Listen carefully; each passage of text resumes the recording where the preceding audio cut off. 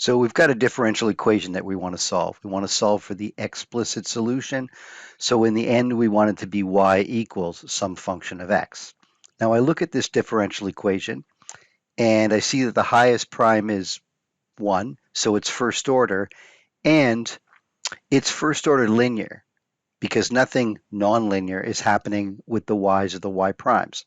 So because it's first order linear, I'm going to put it into the form y prime uh, plus py equals q, that sort of standard form where the p is a function of x and the q is a function of x. So to put it into that form, I want there to be a 1 in front of the y prime. So I'm going to divide everything by x cubed. So I'm going to divide everything by x cubed, or you can think that I multiply everything through by x to the minus 3. So that's going to put an x to the minus 3 here. So now I've got a 1 in front of the y prime. I've got my y prime plus, it looks like p is going to be x to the minus 2.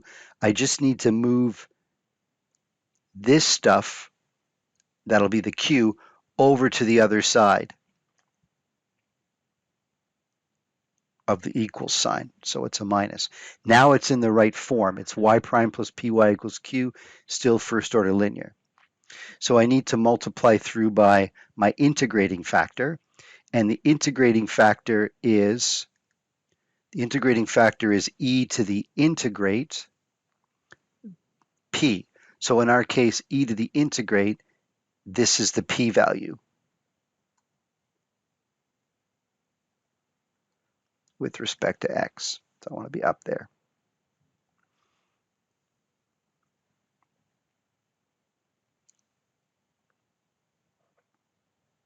So when I do that integration, that's just going to be a straight add 1 to the exponent, divide by what's up top. So when I add 1 to the exponent, it becomes minus 1, divide by minus 1, so I'm just going to put the minus in here. So that's me integrating with respect to x. No need for a plus constant here. It would get canceled out if you added it. So this integrating factor, that's what I'm going to multiply all three pieces through by. So we have this. Let's copy this down here. And my integrating factor, I'm going to multiply across the whole equation.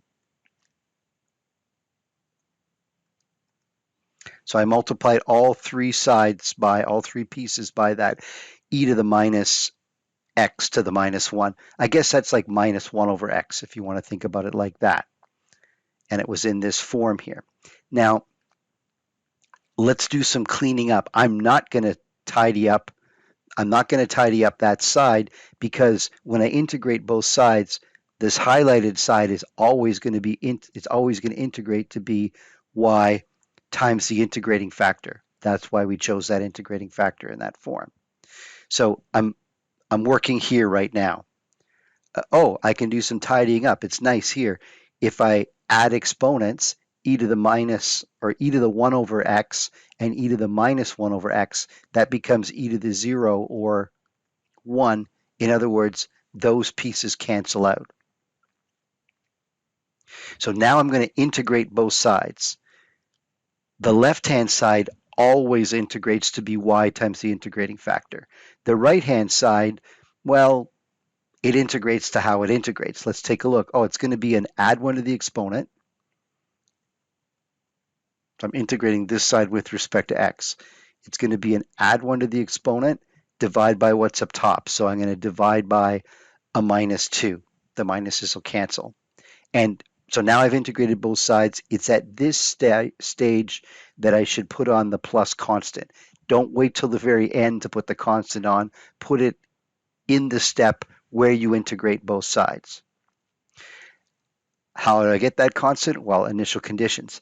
I want the explicit solution, so I could solve for the explicit solution, then use the initial condition, the y at 1 equals 0, to get what the c is, or I could use the initial condition right now to get what the c is. Let's do it right now. So this is my solution. So far, it's an implicit solution. I want it to go through the point 1, 0. So everywhere there's a y, I'm putting a 0. And everywhere there's an x, I'm putting a 1. And then I can solve this for c. It looks like c is going to be equal to minus 7 over 2.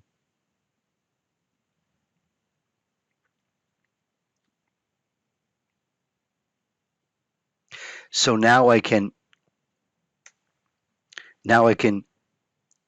rewrite my implicit formula, but now I know what c is, minus 7 over 2. And be if it just said solve, I could be done. If it said solve for implicit, I would be done.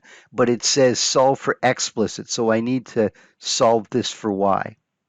So what I'm going to do is I'm going to multiply this whole equation through by e to the positive 1 over x.